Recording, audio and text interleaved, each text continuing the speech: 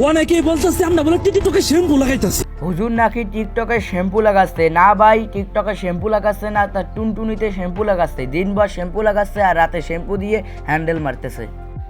WhatsApp, welcome to another roasting video. তো কেমন আছো তোমরা? আশা করি ভালো আছো। তোমরা যারা গালি পছন্দ করো না তারা চলে যাও, আর যারা কারেক্ট টাইমে কারেক্ট কথা পছন্দ করো তারা এই ভিডিওটা দেখো। বেশি বক বক না করে দেরি, তো আজকে ভিডিও শুরু করি। আমি এই মালটাকে প্রথম দেখতেছি, আমি একে নিয়ে একটু খোঁজ নিয়ে দেখলাম এই একটা পাক্কা।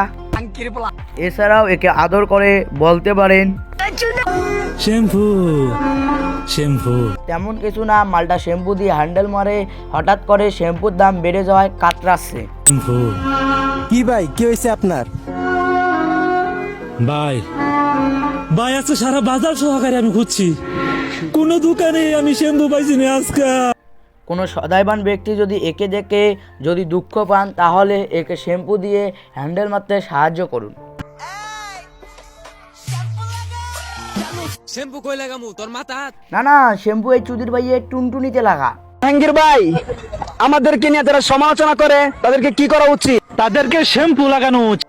সো এখন অনেকেই আমার বিরুদ্ধে যেতে পারো, তো তাতে আমার চুলটাও ছেঁড়া যায় না। আমার ভিডিওতে অনেক গালাগালি আছে, তোমরা আবার ভাবছো আমি হুজুরকে গালি দিচ্ছি। তাহলে শোনো, একে দেখে কোন অ্যাঙ্গেলে হুজুর মনে হয় দেখো। যে হুজুর সে ইসলামের দাওয়াত দেয় না, দিয়ে অস্বাভাবিক আচরণ করে, শ্যাম্পু লাগায়, তাকে তো বোকাচোদা চুদির ভাই বলা যায়। টিকটকে এখন খালি সবাই শ্যাম্পু লাগাইতেছে। 2 দিন পর পর তোদের মতো ভণ্ডদের আবির্ভাব হয়।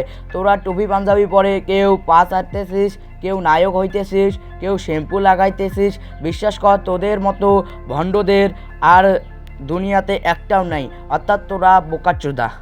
সো আজকের ভিডিওটা এই পর্যন্ত। খোদা হাফেজ।